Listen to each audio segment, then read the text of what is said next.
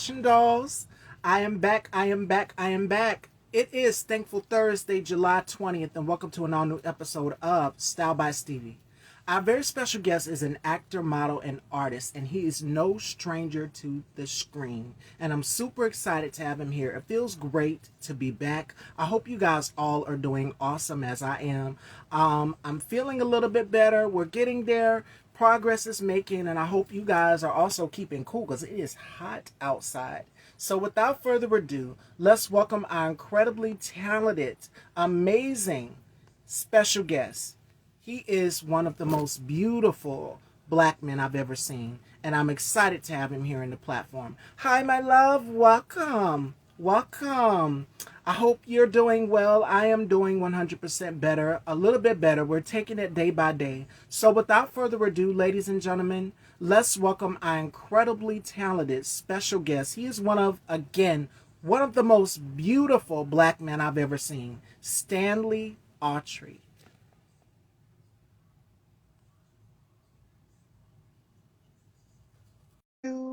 Thank you. Let me cut my fan on a little bit. It's so hot. A girl is not trying to melt over here. Hello. All How are right, you right. doing? I'm good. I'm good. How you doing today? I am doing wonderful. Trying to keep cool over here. Yeah, I think it's pretty hot everywhere. Yes. Excuse me. Let me get my buds. Let me get my buds here. Okay. Oh my goodness. Ladies and gentlemen, Stanley Aughtry. Give me one sec. Let me get my buds in. Here we are. Here we are. Can you guys hear me now? Can you guys hear me and can you see me?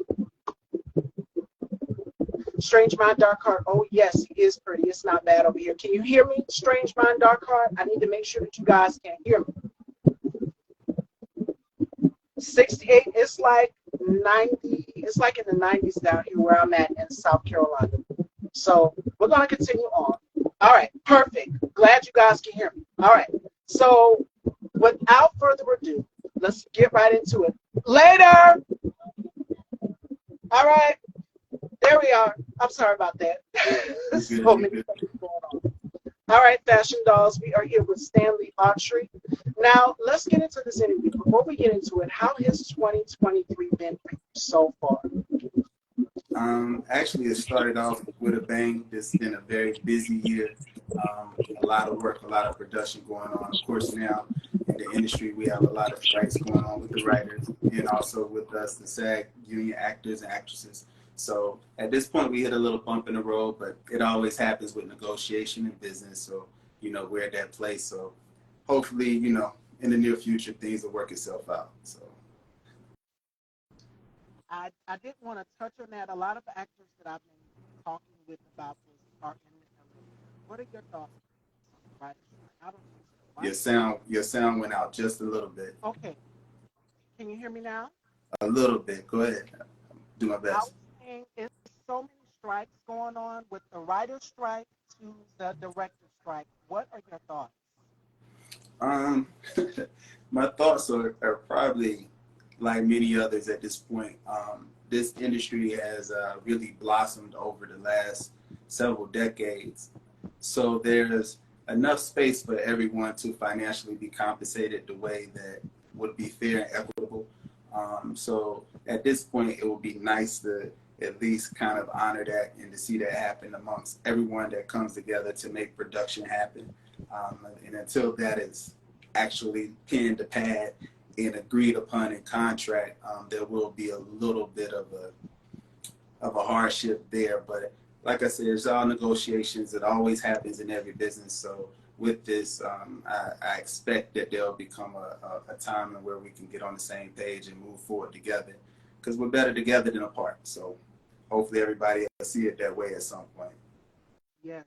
And Yeah. I'm pretty sure you've seen the clip of Fran Drescher. We've all known her, grew up with her on The Nanny, which was an amazing sitcom. And a Hmm. lot of actors are now taking a stance on this writer strike as well as the director strike. So and 20. Yeah, I really can't hear you. Now try it again. right, let me take the buds out. Can you That's guys? so much better. Perfect. Okay. All right. Whew. All right.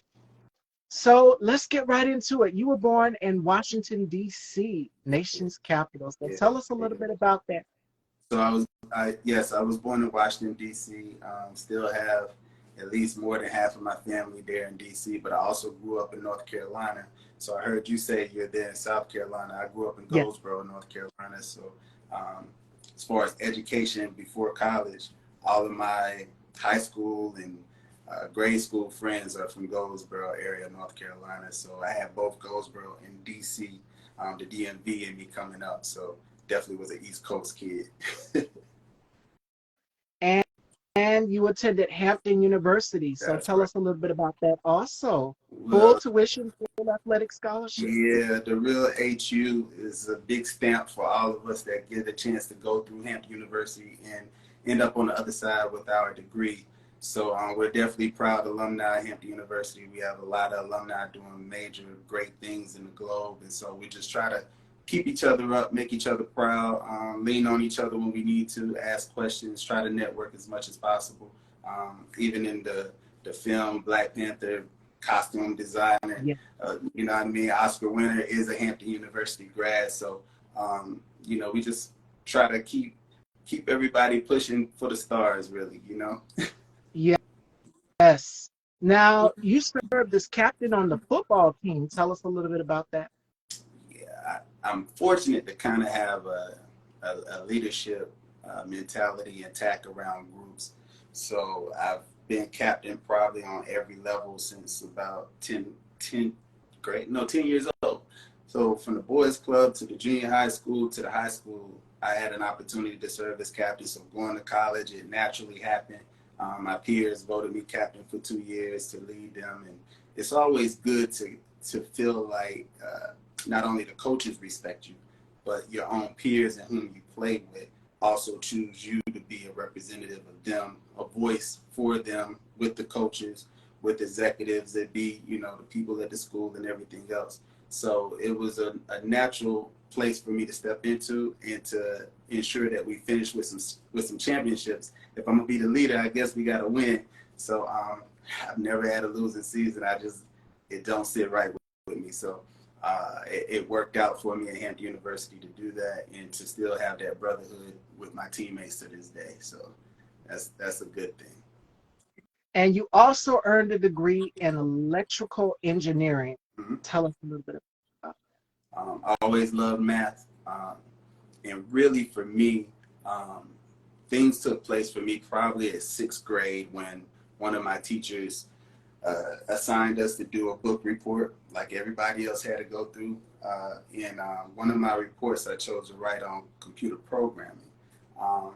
And that's what really sent me down the tunnel of finding out what technology was going to look like in the future, how much money they probably could make in that and doing it, how tedious the programming side of it was, but the engineering hard core side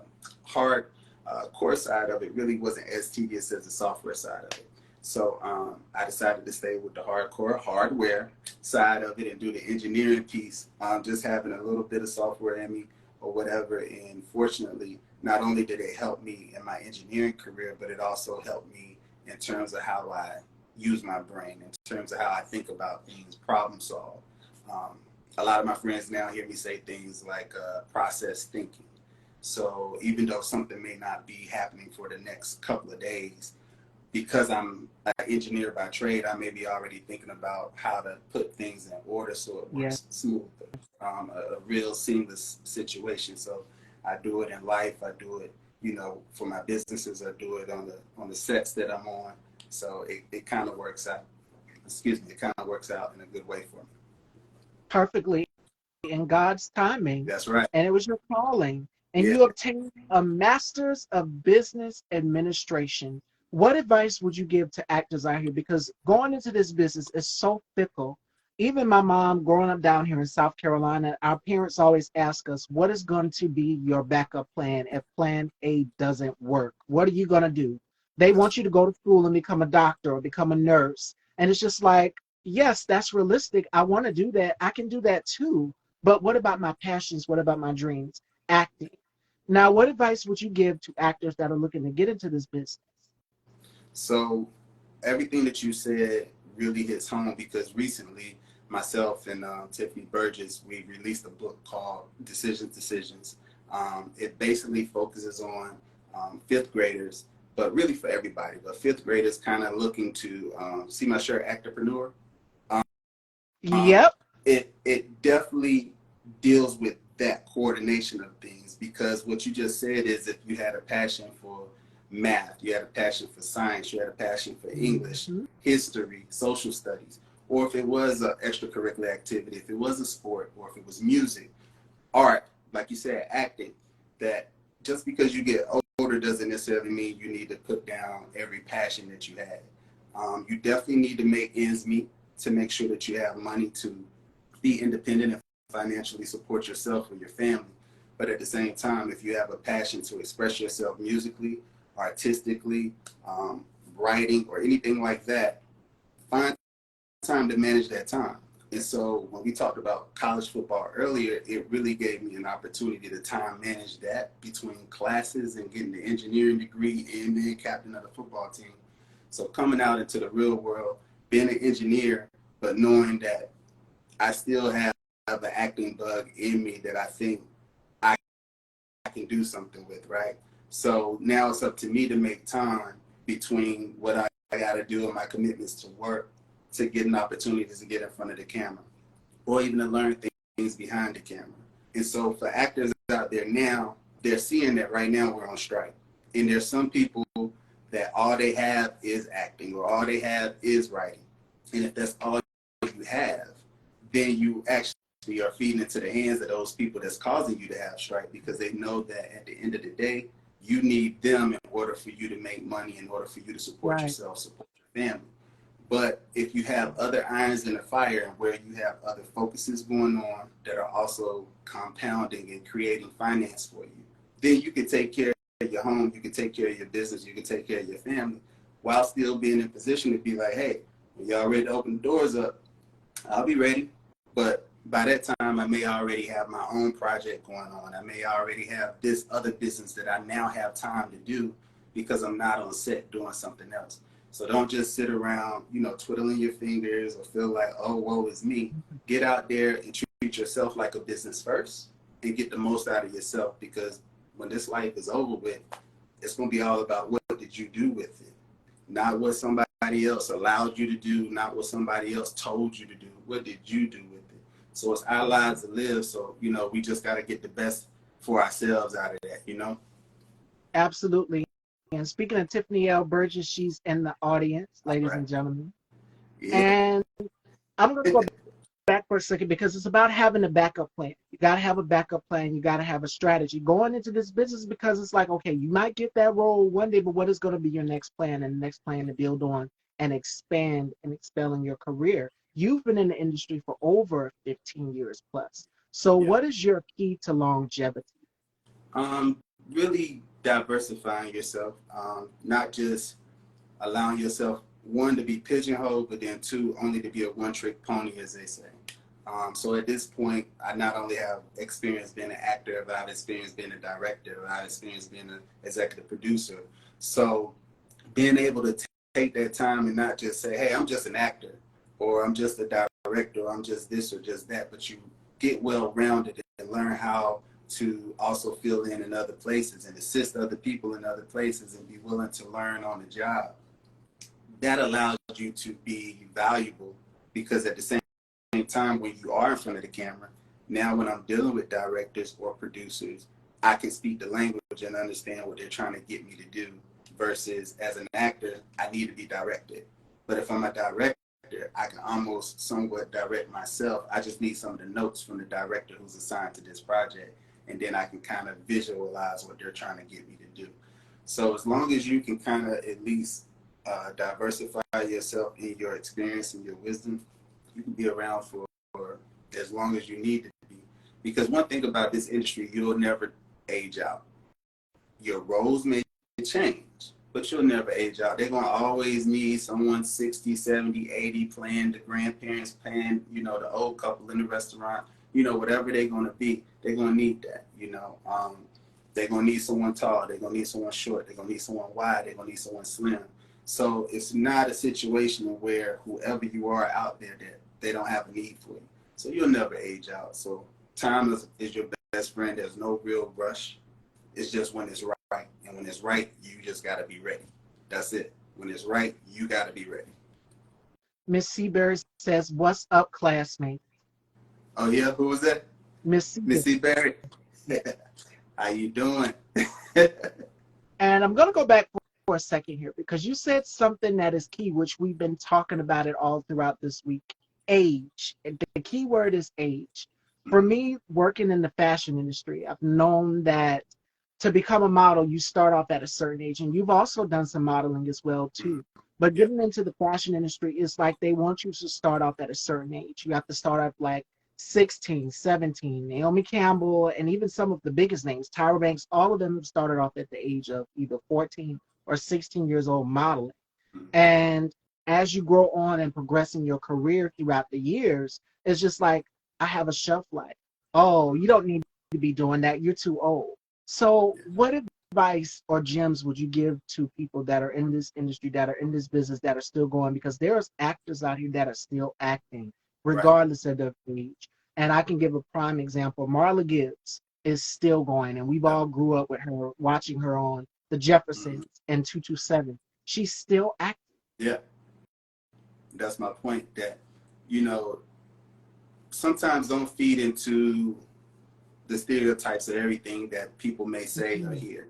Do your research for yourself because, like you just said, it's right in front of us. You can see that there's people of all different age brackets that are still working, not only in film and television, but like you said, in modeling.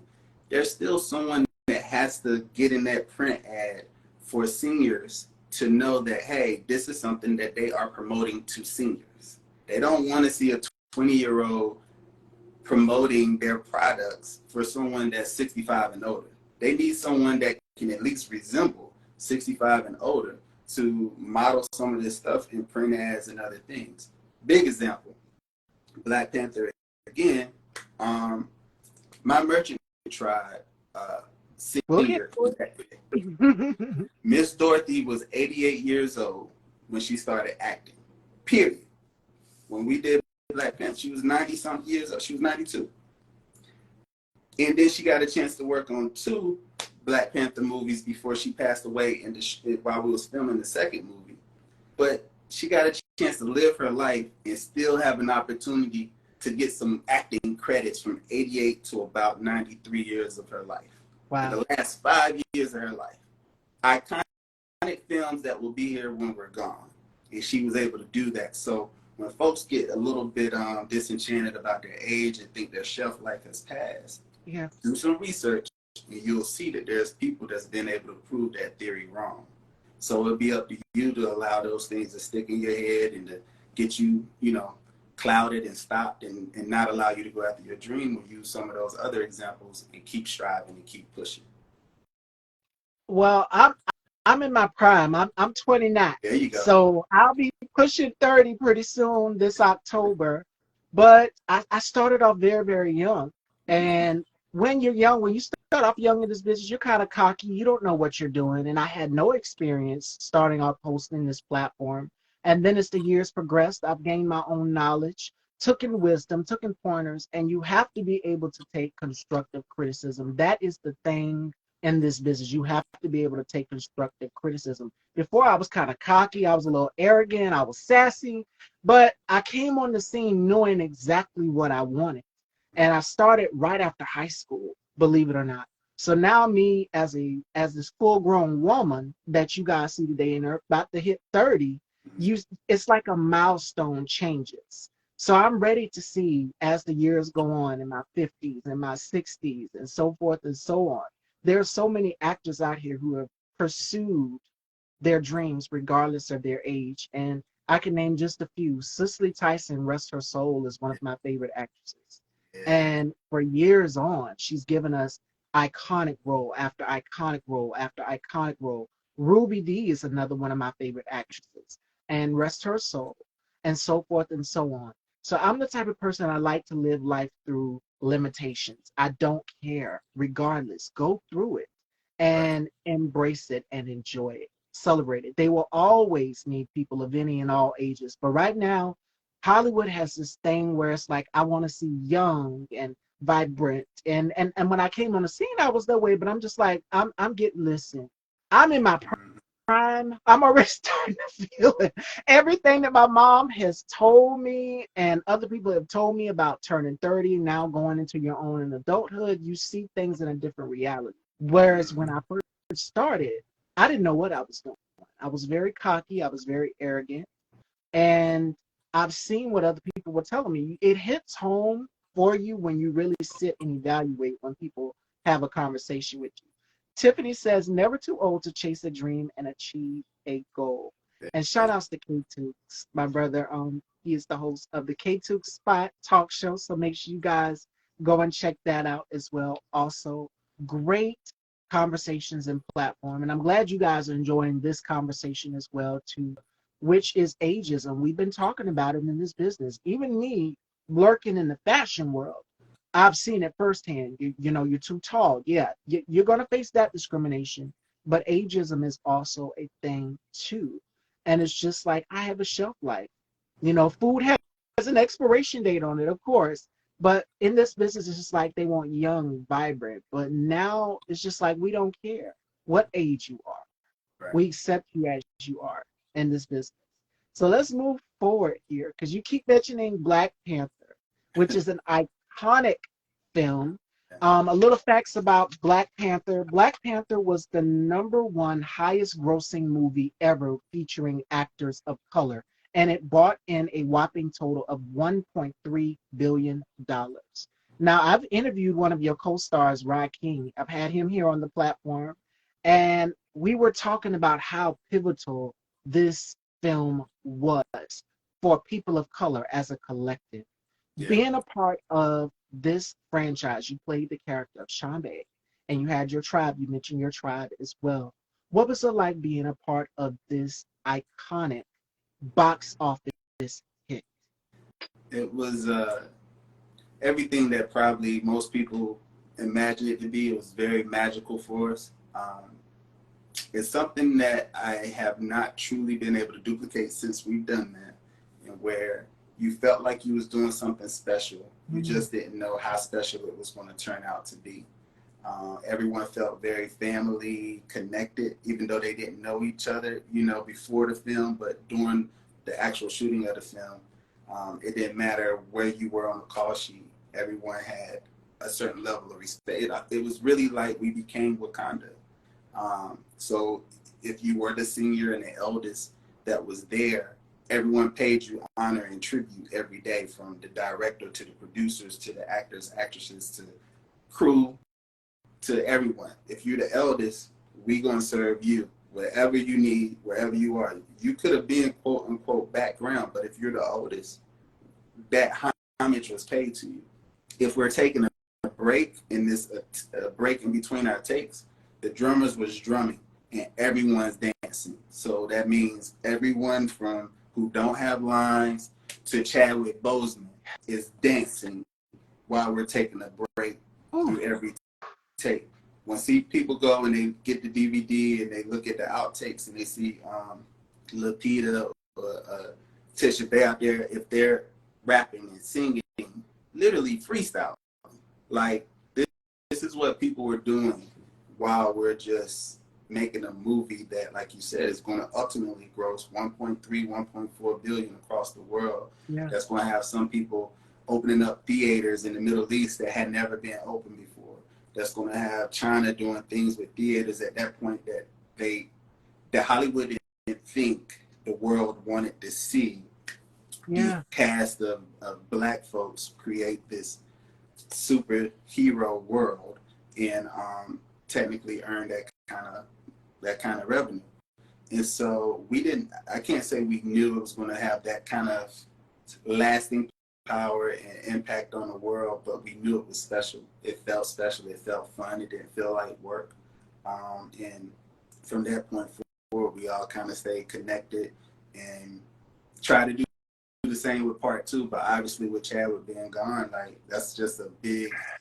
That's you, we couldn't do the movie and not feel that authentically because you literally could feel the hole in your heart that who we did this with, how we started this, wasn't with us this time in physical form. So it was difficult, but the first film, it was tremendously magical just to make it. So I'm glad that it did what it did. I'm proud that it did what it did.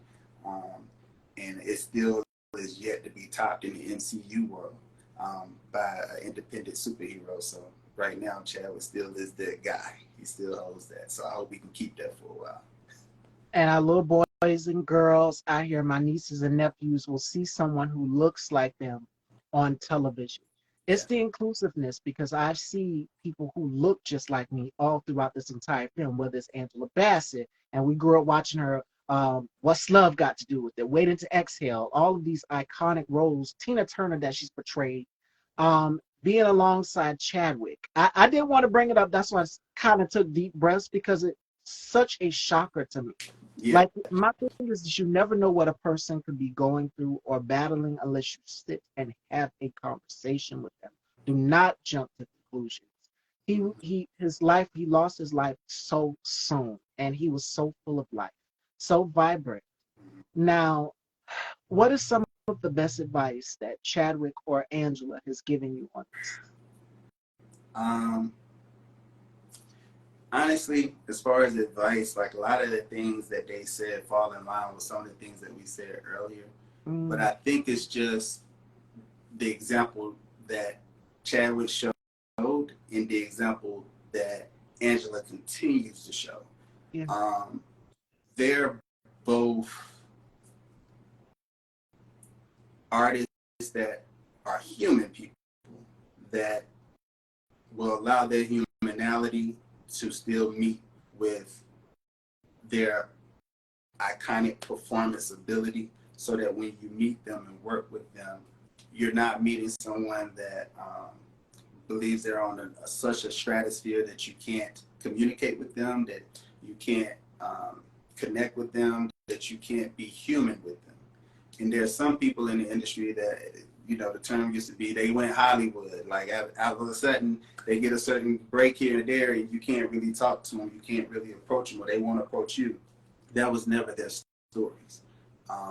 When Miss Dorothy was alive, I remember she brought her pictures on set once from when she was young, when she was in the military, 20 years old, 30 years old, and her and I would be talking, and then Angela Bassett comes around and she's like, what you guys laughing about? You know, we're like, hey, we're this and this. And so we literally can take the pictures and start showing Angela the pictures of Miss Dorothy, and she can compliment Miss Dorothy how beautiful she was, or she thought she was flashy in those certain outfits at that era, and just really vibe and have a good time. And the same thing with Chadwick. When he was here, it's like after we finished the movie, he invited several of us just to pretty much stay the night at his house and just really take it all in what we just did. And we stayed up all night until Easter service, really taking it in and having a good time and thinking it all the way through. So really their biggest impact was showing that no matter what kind of heights you may reach in this industry, you're still human first.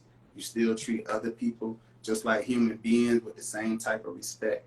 And that goes a long way with not only how people treat you, but also how God ultimately is blessing you back, you know. So even though we all know Angela deserves her Oscar straightforward, you know, I'll say it, you know, and now, you know, they give her an honorary. And I mean, we'll take it, but at the end of the day, she's earned that 3 times over, 4, 5, 6 times over. So they're just great human beings as well as great artists. They both are.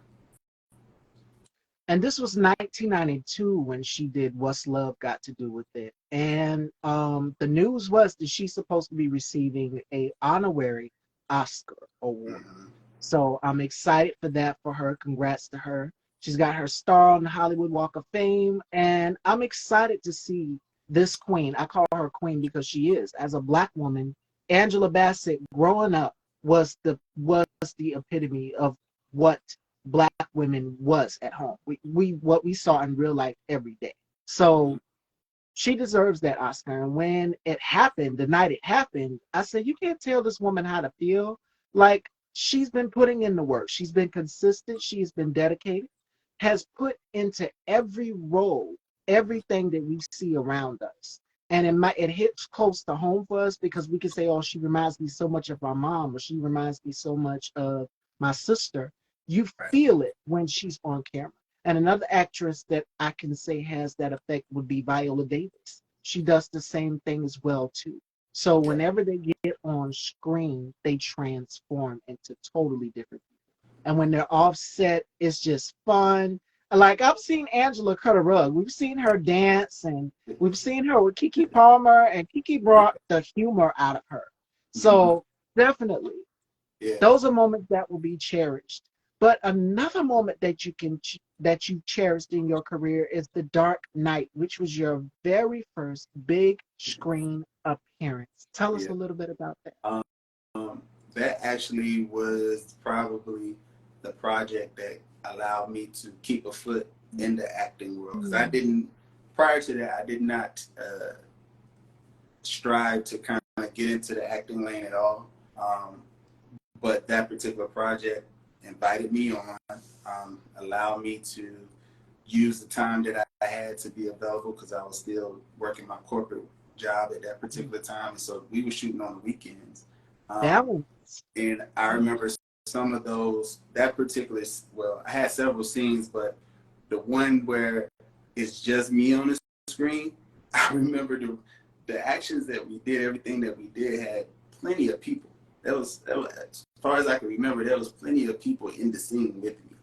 But once you go and you watch the movie, and it was, I think, almost a 2.5 hour movie, and then the part comes up and it's just me doing my little scene there on the screen. This is my quote unquote first opportunity at doing a feature film with no training at that time, no school, no agent, no none of that. Just me. Just the engineer that God chose to be like, hey, between you and a friend of yours that gave you an email to, we're going to see what you can do. And that's why I said, be ready when opportunity comes. And so when that happened, and me just using I think my raw know-how at that particular time to understand when cameras are moving, and if it's set on you and they like what you're doing, they're not going to cut. The rhythm's going to change, and you're going to be able to tell they're doing an extended take because they're panning on you. They like what you're doing. They like what you might be saying, what kind of actions you're doing. Keep going. Don't stop just because that wasn't what's written or that's not what Yeah. you were told to do. Keep going. And that's what happened. And so I didn't even go to watch the premiere or anything when it came out. I didn't tell a lot of people because, I figured it's a big film. It's a lot of film to edit. I may not even made the cut. So I didn't go look at it. And I remember when the film came out, one of my friends from North Carolina texted me and said, hey, were you in The Dark Knight? And I said, what was I doing? Hmm. And they told me what they saw. And I said, yeah, I was. That's how I knew I made the film, right? And so I think later that night, I was living in Chicago at that time, and I went to see the last showing, maybe like 12 to, I think it ended at 2, so maybe like 12 at night.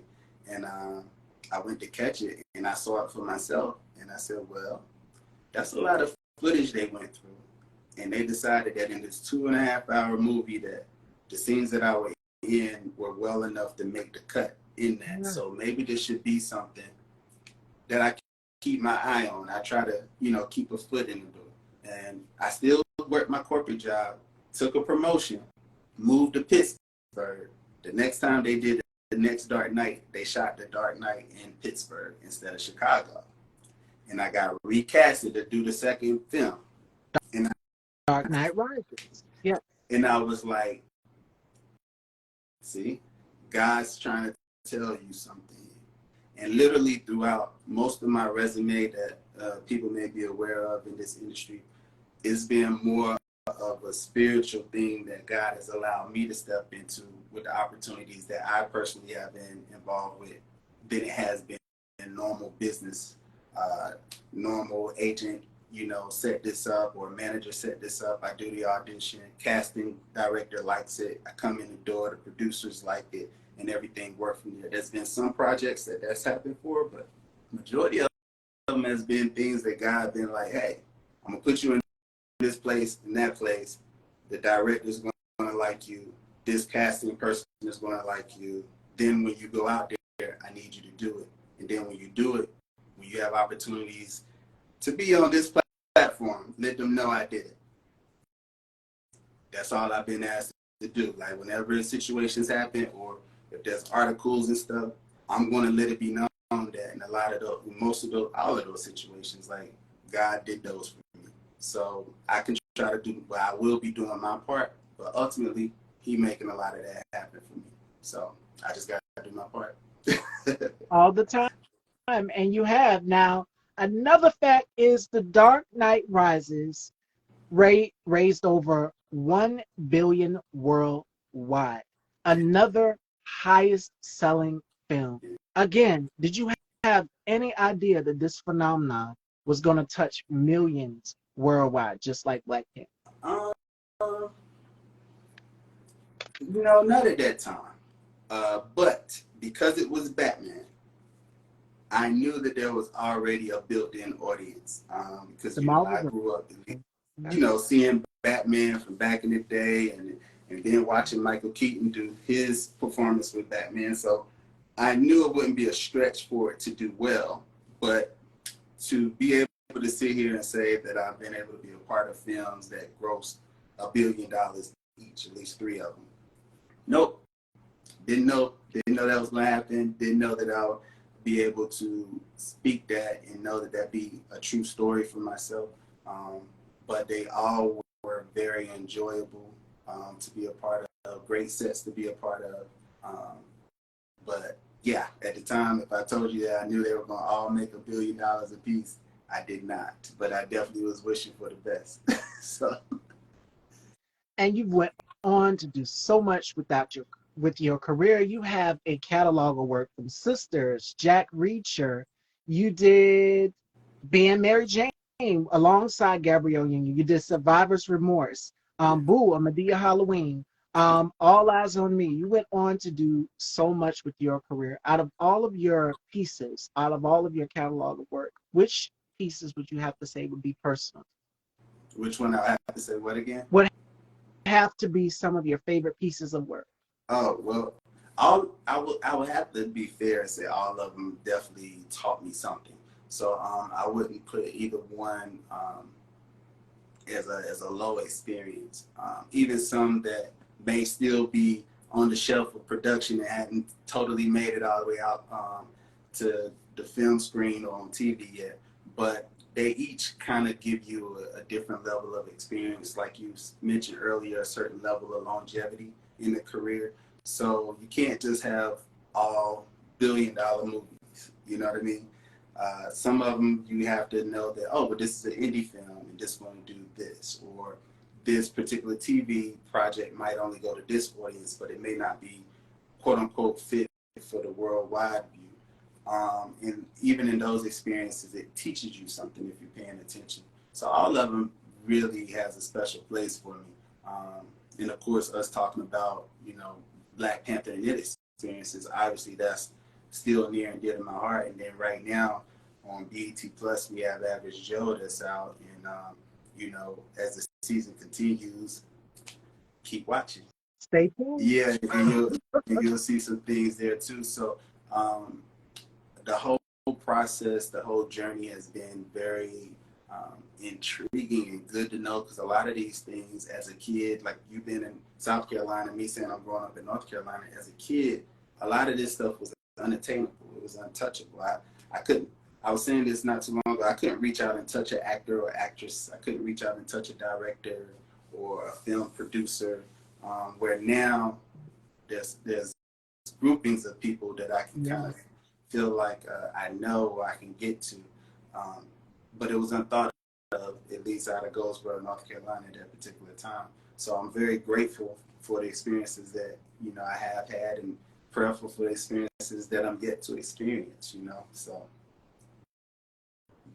All right, Average Joe. So for the viewers out there, I know you can't give away what's coming up this season, but tell us a little bit about your character. because he hadn't presented himself yet, I can't really tell you truthfully about him. But I will say, um,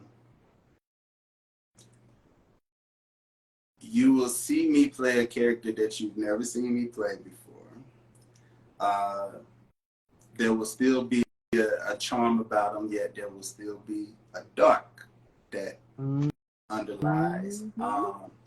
In it, I don't imagine he will disappoint. So as we get to those episodes and the audience sees them, I'm excited for them to see me perform someone that I don't think I've had an opportunity to share on screen, at least not in television. And so keep an eye out on him because he's a slick guy. He's a very slick guy. All right, stay tuned. Average Joe on BET Plus. Make sure you guys go and check that out. Yeah. Now, my next question for you is, what makes you happy? What brings you joy? What we talked about earlier, getting the most out of myself. God has gifted all of us with talents, gifted all of us with a certain set of skills, and then the rest of it we authentically can go out and work toward. We can educate ourselves on things that we don't know. We can go to the gym and get stronger the same way we can read and get more knowledge. So the combination of the two is what becomes very special, is what becomes unique in each individual. Are you going to take the talents that you've been gifted with and then also your work ethic, add to it to create something dynamic, or are you just going to sit there and kind of go through the motions and allow your life to pass by knowing that you could have done more? And I'm one of those people where I don't know how much time I have on this planet. Yeah. So when my time is done, even if it was tomorrow, I wouldn't to this point feel like I left the stone unturned, that I did not try to at least flip over, that I did not try my hand at. So I can hopefully live in a place of where I don't have that kind of regret in that area, where I can really try to just get the most out of myself as much as possible. So that's what I urge myself to do, and that's what I would advocate for anybody else. What advice would you give to actors on embracing their own? You said one key word, which is unique, and that's something that I encourage people all the time, which is embracing their individuality. What are some key points that you could give to some of the viewers to take away to help them embrace their own individuality, or any upcoming actor to embrace their own individuality? What I honestly would say would just be, and hopefully they heard this before, you're the only you. Yeah. You're the only you. That's unique by itself. So whatever it is that you're trying to achieve in life or do in life, understand that the reason why it'll hopefully come your way is because when it's time for that you to really kick the doors down and do your thing, there isn't anyone else that can do it. Not the way that you can. There's other people that can do it, but there's no one that can do it the way that you can, because you're unique. You're your own person, and there's a special something that's in you that God put there, not another human being. Your parents might help raise you a certain way, and that helps in that, or your background for the way you grew up can help in that. But in terms of what's uniquely yours, God did that. And so at the end of the day, use that as your power, not as something that holds you back. Because I think right now some people feel like that unique thing about them holds them back. Yeah. And they're running to go and change that to look like somebody else, to feel like somebody else. So then they feel like they could be better accepted in the world, or even in their relationship, or even in the industry. And not understanding that at the end of the day, you as who you are actually makes you who you are, and that makes you unique. And so if you lean into that, I promise more things will happen for you than if you go and you try to do something that's kind of artificial. It'll never really become you. There's always going to be something about it that's going to showcase that you're not basically being able to be your authentic self. And if you're not able to be your authentic self, it's going to shine through. Because these right here, your eyes, it tells more of the story than anything else. So I would just encourage anyone just to embrace your identity of who you are, of who God made you to be. And if you can do that and then add your work ethic behind it, I mean, the sky is the limit. Go for it, you know. So that's what I would tell them. So we've covered everything from acting to electrical engineering. Let's talk modeling because as we all know, I'm pretty sure you've checked out the Instagram. There's a lot of fashion there. It's all of this beauty is everything. Modeling, which would you prefer, commercial or print? Hmm. That's a good one because I'm a believer of like the diversity. Yeah. So I'm always say both. Um, but if I had to pick, good question, I probably would say print. I probably would say print. Print is something that I think um, once it's done is something that you can kind of, not just you, but your family can hold on to forever, for generations to come. It's like going to a Marriott hotel and you go and you look on the wall and look at the Marriott family. Yeah. People have never met them, but they will be in each hotel to kind of sit there. Technically, no, that's not a print ad that you're looking at in a magazine, but in reality, it is a print ad for Marriott. It shows you the grandfathers of who set this up for their families to financially be able to eat from for years to come, unless they ever decide to sell the fortune business. So even in ads, just being able to do print work, um, I think is something that you can just hold on to for forever. And stuff like that is priceless, right? So I would choose print. Now, runway is a whole different ballgame. If you could open the show for any fashion designer, who would be your dream show to open a fashion show Got me. for? I don't know because the runway world has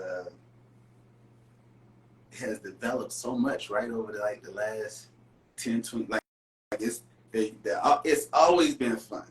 But now the freedom that we see that happens in the runway world across the world, it gets very entertaining. It gets very fun. So I don't know because there's so many that can kind of come to mind that I personally I'd be honored to be like, oh, y'all want me to go out there? Even though I would feel like I need to go do some more training again to see what I can do now with it, because my walk on the run or my runway walk probably be very traditional at this point. I don't think I have all the pizzazz, as I would call it, that I've been able to see in certain places. But yeah, I don't think there's a particular name out there that would really come at me more than honestly at this point any black owned fashion. Um, I love everyone and I want everyone to win and I want to make sure I help my people win too. So any black owned fashion designers, I definitely would love just to be able to help them if at all possible and work with them. So I can go with that answer. Tiffany says she could see you walking for Balmain and Ralph Lauren. Oh yeah. There go my brother Takara's bunch too. Yes, sir. He's also from Goldsboro, North Carolina. All right. Come on, Carolinas. Yeah. We're all in here. The talent is blooming down here in the Carolinas. That's So what was it like for you? We're going to go back for a little bit. What was it like for you doing that transition from DC to the Carolinas for your acting career? um honestly between the two of them it wasn't really much of a transition too much. Honestly because it just felt like there was a pipeline. There's a bunch of us that either were born in DC and then grew up in North Carolina and go back and forth during the summers. And there was also people that were in North Carolina that at least had family in DC, or at least the capital. Being part of Washington DC is it's like being the heartbeat of the civil rights movement from a perspective Yeah. of, as Black American people, there's a part of us that's there, right? And seek Washington D.C. out to be a refuge from the slave times that was going on. So all of us either have family there or we were born there due to our families trying to, get away from the actual racism of the South, right? Until we find out that it goes far beyond the North as well. So it's not really something you can escape, but it is a place that you can go and try to live and hope to, have at least a better shake at things. So that transition itself wasn't too tough, but the bulk of now, a lot of my acting, like you said, I was able to do it in Chicago, Pittsburgh, Atlanta, Florida, and some in LA as well. But that's the good thing about what the industry is now, is that you're able to kind of go around and work everywhere. I haven't worked globally yet. I can't wait to be able to say, oh, I got to go over to some island or over to some part of Africa and just chill out for a few months and actually do some work over there. But as far as here in the States, I mean, they're able to see everybody's face with us, being able to do self-tapes now and then fly in and do in-persons and things like that. But you can work anywhere at this point. Yes. It's especially with the time period that we're in, knowing the back history, being able to go from one situation to a new one, and then having to explain it to your family. So, what's family saying about everything? Have they been watching your progress throughout your career? Um, yeah, for the most part. But I think for them, because they are my family, they've been able to see me from a baby on up, the ones that's older Mm. than me. So being able to kind of gauge how God moves with me has been something that they've been able to pay attention to. So they're never surprised. They're not technically astonished by it. It's almost where they know that I've been put in a position in where I'm able to do some things a little bit differently than maybe some of my cousins or some of my friends. Not Yeah. because they can't do it, but just because it's God has selected me to be able to represent us on that front and be able to do that, and then hopefully bring some of that knowledge back to my cousins, to my nieces and nephews. So they do have a choice and have an option of being able to say, well, I know someone who's done it. I know someone who's a business owner. I know someone who's an engineer. I know someone who's an actor, director, producer. Because Stanley didn't know that growing up, but they can't say that. That's not what they're able to use as an excuse. So if they choose to do something else, or if they choose to take harder paths, that's their choice.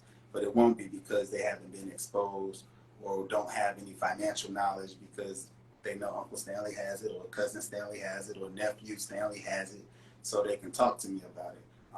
So my family is super supportive on all ends, on all fronts. They definitely want me to keep them updated with everything that's going on if I can.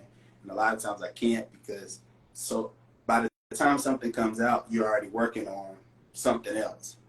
So if they don't know about it while you're working on it, by the time you're working on something new, that old thing is coming out, and you're like, yeah, I did that a year ago, 2 years ago. Now I'm working on this, so look for this maybe next year or a year later, because you don't get the control when it comes out. But just continue to support and uplift, and that's all we try to do, not only within the family, but even with my peers. So some of the people that you see popping up here, that's their position on it. Like Takaris, he's in BMF, and you'll probably also see him in Average Joe as well. And it's like Tiffany, you watch her at the end of this year, you're gonna see Color Purple when the movie come out. Look out for her in that. And so it's like people that's on this chat with us right now, they're doing things, and folks may not be yet, familiar with everything they're doing, and then all of a sudden, boom, it comes out, And folks like, hey, I didn't know you did this. Why didn't you tell me? And they're like, yeah, I can tell you this much, and then I have to wait until it Yeah. comes out. So, you know, all we can do is uplift each other and make sure that we keep pushing and keep pushing. And like we talked about, get the most out of yourself as you can. That's it. And that would be advice to anybody who's looking to get into this business. And the key to having longevity, we covered a number of things Yeah. in this conversation. So we're going to do something called Black Actor Trivia. All right. And then we're going to do something called Turn the Tables. And this is where my guests get to ask me questions.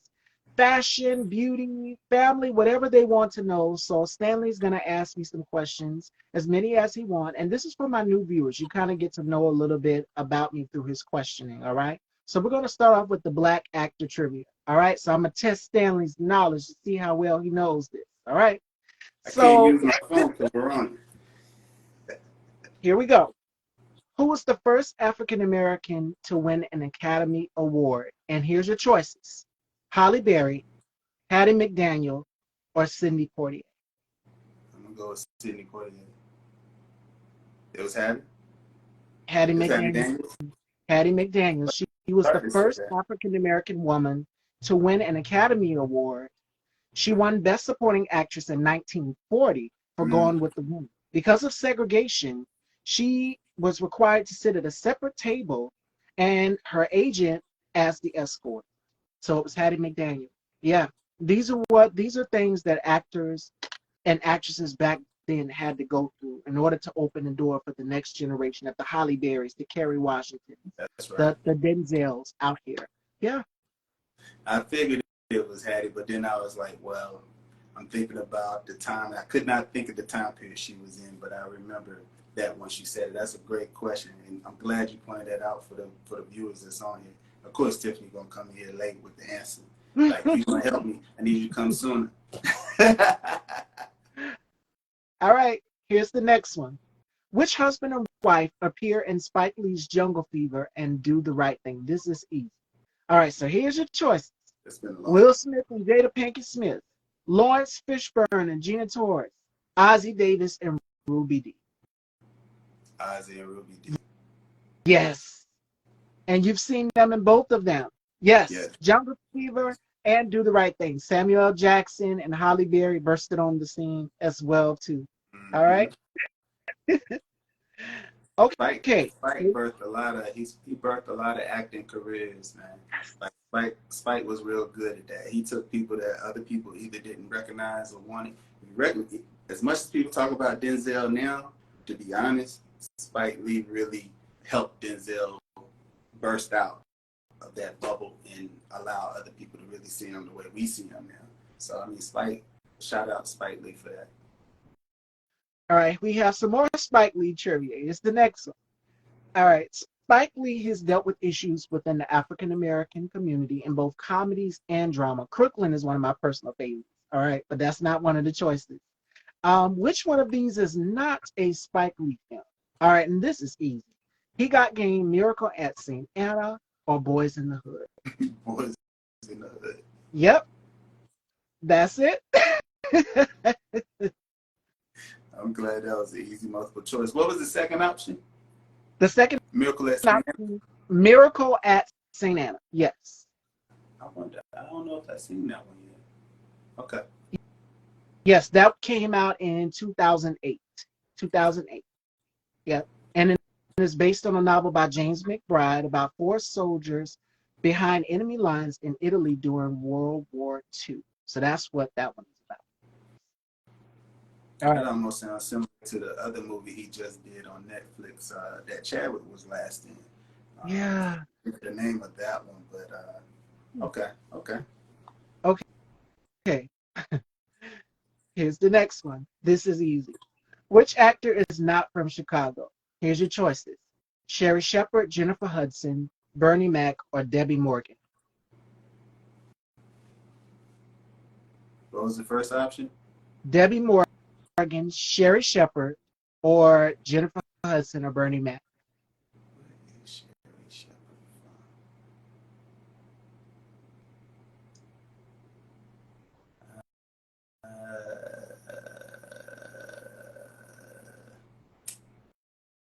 Maybe it's Debbie Morgan. Yep, Okay. that's it. Okay. She's from North Carolina. Hey, my Ah, love, how yeah. are you? Debbie Morgan. Okay. Yes, and we've seen her in Eve's Bayou alongside Journey Smollett and Lynn Whitfield, which is a cult classic film. Mm-hmm. Everybody knows Eve's Bayou with Megan Good also in it too. All right, Yep. here's the last one, Fashion Oh, Dolls. I didn't do too bad then. Which Nervous. play by an African American writer has not been made into a movie? And here's your choices: Diary of a Mad Black Woman, Blues for Mr. Charlie, or Fences. Blues for Mr. Charlie. That's it. Critically acclaimed play by James Baldwin, who's one of my favorite writers. It is based on the passing of Emmett Till, which has been staged and has been yet to make it to the silver screen. So I hope that they make it into a play. This will be great. August Wilson's Fences. We've seen the piano lesson all on Broadway not too long ago. So Yep. yeah. That's right. All right, Fashion Dolls. And that is our Black Actor Trivia. That is a new segment I included here in Style by Stevie. All right. Now I'm a little nervous. My heart is beating through this dress. I don't know what Stanley is going to ask me, so I'm going to pass it on down to Stanley. All right. Take it away. It is time to turn those tables. So this is where I just ask a question about the industry to you Yes. and allow you to answer. I don't have a multiple choice because I didn't know I had to prepare any Oh questions. no, it can be about fashion. It can be about anything you're curious to know or the audience is curious to know. Take it away. Okay, so I can pretty much interview you, Yeah. right? Oh, okay. Let me put my interview self on then. All right. So, being that you're there in South Carolina, please tell our audience what fashion looks like there in South Carolina and what you would like, where you would like to see it go, not only throughout the world, but also in its relevance in South Carolina and the culture there. For me, everyone has their own flair. What I love about it is South Carolina, of course, Southern hospitality. Everyone likes comfort. And I know my mom is one, she likes comfort. A lot of my family members like comfort. And I have siblings too, believe it or not. I have sisters and brothers. You guys can already guess which one is the wild card out of the bunch that's going to do something outrageous. You guessed right. So, and I've been that way since I was 8 years old. But I would say everyone has their own personal flair. Right now, since the pandemic started, it's all about comfort. So I wouldn't see people walking down the street wearing stuff that you would typically see on a runway. But I tell people to, dress it up, have fun, be comfortable, and what makes you feel good. And fashion is about comfort. So I would have to say down here in South Carolina, it's all about being comfortable. So you're going to see the shorts, you're going to see the t-shirts and jeans, of course. I love t-shirts and jeans. When I'm not taping Style by Stevie, 9 times out of 10, I am in a romper. You guys will see me in a romper of some sort, or a hood, or maybe a t-shirt and some shorts. I like to feel comfortable. And it's all about feeling comfortable because it is so hot. So I would have to say everyone has their own sense of style and it's very relaxed. So, would you want to only deal with fashion from um, a fashion show and maybe clothing line perspective, or would you also be interested in costume designing for production and studios? I would love to do production in studio because I see if you guys watched the reboot of was it Sex in the City with Sarah Jessica Parker and just like that, watching the costume designer for that show, she really goes in all the way and she gets the garments, some of them straight off the runway from some of the shows. So she goes in and she hands makes it, watching it detail after detail after detail. I would like to do both actually. But when I started, because I didn't learn much about fashion until like my high school years. Like my assistant principal would always bring me every issue of Vogue magazine, and the magazine will be this thick, like it's at least 868 pages of fashion. And I'm just like, oh my God. It's so big, it's so thick. And she sent me to her car to get more. So I would get the issues of Vogue and Harper's Bazaar. And that's how I learned so much about fashion, was through her actually. So I've taken a liking to my own and created my own identity and with style. And I'm thankful that my mom allowed each and every one of us, my brothers and my sisters, as well as myself, to create our own identity and sense of style. Like my brother has his own sense of style. He likes hip hop. I'm more so like your couture fashion model. When I signed up to do this platform, the styles always change. I would always do pantsuits. And it's because I had an insecurity about covering certain things. Like I have this scar on my leg. And I said, that's always going to be there because I fell off the bicycle when I was younger. So I would always cover and conceal certain things. But now I've learned that in the fashion world, you have to change it up. It's all about versatility. So I would be interested in both costume and runway. Good, good. So let's segue that to say if you were to do both, what kind of film could you see yourself being able to do some costume designer for that you think would just be an awesome project to be a part of? What genre, what kind of creation of project do you think that would be? Well, it would have to be something alongside Taraji P. Taraji P. Henson is so funny. And I could see her as like the Lady Eloise of some sort of company. I would like to design for that, design some of her outfits and costumes. And I watch her style as well as people like Angela Bassett. Of course, she worked alongside her.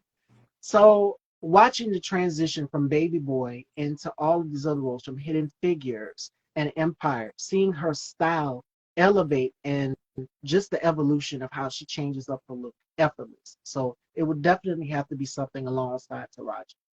Nice, nice. All right, so that's three questions. How many more I get? As many as you want. Okay, I'll finish it on this last question. Um, how would you, seeing how fashion has kind of been overseas and other places, and then seeing how it is in the States, how would you encourage someone up and coming in fashion in the United States and wherever they are? Um, how would you encourage them to go after their passion with it and to make a name for themselves with what they do with fashion in this country here in the United States? What I would say to that person is the fashion industry, just like any industry, whether it's beauty, whether it's acting, whether it's medicine, you're going to have competition. But the key trick is to never get discouraged. You're going to face a lot of no's. I've been told, no, no, you can't do this because you're dark skinned. You're too tall. You're too this. You're too that. You're too curvy. You know, you're not what we're looking for. You're a woman. So I've had those things happen to me. But the key trick is to not let them stop you or deter you. I was watching TED Talks and I didn't know Cheryl Lee Ralph. She did TED Talks and she was talking about the persistence of not taking no for an answer.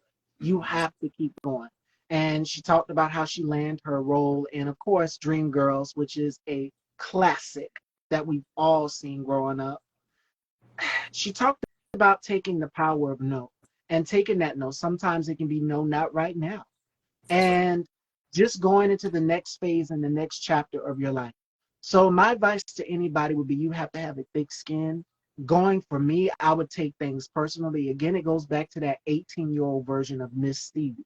Now me being the full-grown woman version, you see a different side of me, the elevation and the growth from when I first started. And even I would go back and look at some of my older episodes from when I first started, and I'm just like, wow, yeesh, the growth, the maturity.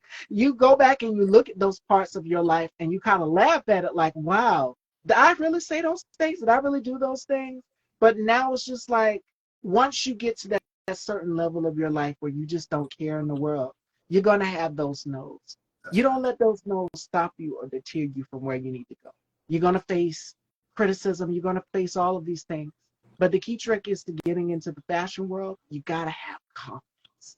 And it's about confidence. And I surround myself with people who uplift me and make me feel good.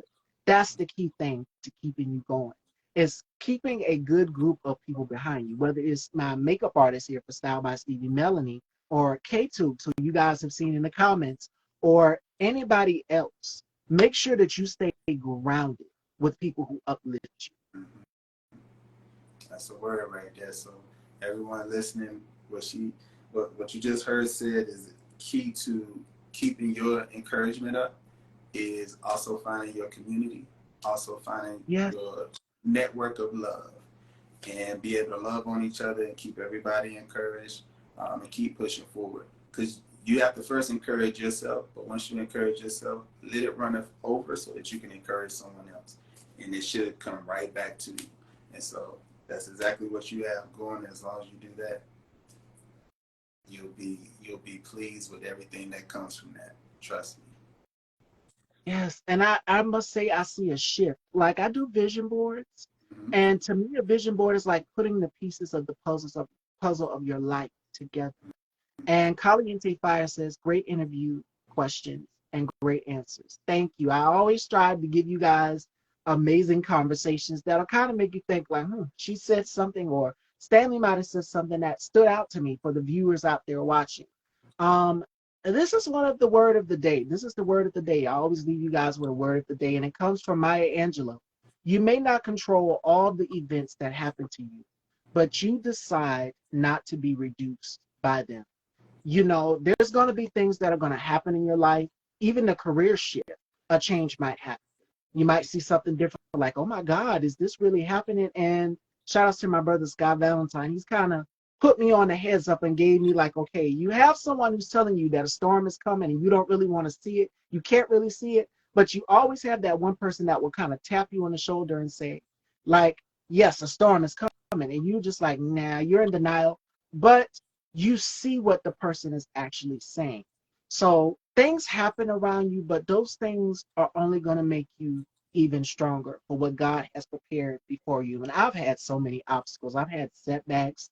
I've had things happen. Things didn't go right in my life, or just in general with this platform and career. And I've just had to go back to the drawing board and regroup and say, okay, what is going to be my next strategy? So I'm always reinventing, always thinking, and there's nothing wrong with it. That's right. That's right. And that is the word of the day, Fashion Dolls. Stanley, any words or gems that you would like to drop to your families? Because you have family members that are in here watching. I see someone say, hey, cuz. And you have your colleagues, your friend who worked alongside you in the business. So what advice would you give to them, the viewers that are watching? Any gems? I mean, everything that we said, I think, is key. Yeah. But right now, what we all kind of can use and need in this world with so much going on is just love and encouragement. So right now, like the advisement through it all is understand that we never know what's going on in each other's lives, and the type of pressures or mental health challenges that could be Yeah. kind of coming upon any one of us at any given point. So as much as we can, try to extend a certain amount of grace for the space that, hey, we don't know what's going on in that person's life at that particular time. So at this moment, if I have some love, I'm going to try to give it. If I have some encouragement, I'm going to try to give it. Some understanding, I'm going to try to give it. And if we can just each and everyone try to do that as much as possible, trust me, that shift that you was talking about, you'll continue to see a shift, just in the network of people that we come in contact with, just to do something good and brilliant, do something good together. People are up here today and they're like, hey, this is a good interview, good questions, good everything else. And what they have to understand is that you and I have never met. We have never talked prior before Nope. you contacted me and asked me would I be available on this day to speak to you. And I looked at it like, sure, as far as I could see, I can set that time aside and keep it on my calendar to make sure that I'm available. Not because you owe me anything or anything like that, but just for us to get on here and be able to have a decent conversation that people can hopefully take some of the things that we said and it can inspire, it can help. And just in that, we've done what, we were called in ourselves to do. And that's all it's about for anybody else. Like, if you could just do that to one another, this world could really be a cool place to be in. But even aside from all the dangers and all the negativity that's out that's outside, that's out those doors, there is still love in the world. There is still care in the world. And so finding those people and being able to express that, it always starts with self first. So I would just advise, start with yourself, try to push that out, and watch it try to come back to you. That's all. All right, Fashion Dolls, ladies and gentlemen, Stanley, Aughtry, let everyone know where they can follow you and check out your projects. And of course, Average Joe on BET Plus. Make sure you guys stay tuned for that. That's right. So you can find me at Stanley Aughtry on Facebook, on Instagram. On Twitter, it's the reverse is Aughtry_Stanley. But yes, continue to support Average Joe. Finish watching out the season. There's some surprises still in store. We're in the second half of the season now. So keep watching that, as well as any other films that you see that I'm a part of and that you enjoy and support. Don't be shy to send me a note on it. Let me know what you think. But continue to look out for me. Continue to pray for me first and foremost, and Yeah. I'll pray for you back. So that's all I got. All right, Fashion Dolls. No show tomorrow, a Friday off. So make sure you guys tune in next week. Next week, joining me, we have the Jackson family from YouTube. So make sure you guys tune in. I love you all, and make sure you guys stay safe. And remember what Stanley and I have been talking about today. I need you guys to remember that, and that's stay true to you and embrace your own individuality. Thank you all for watching Style by Stevie. I love you, Fashion Dolls. Take care.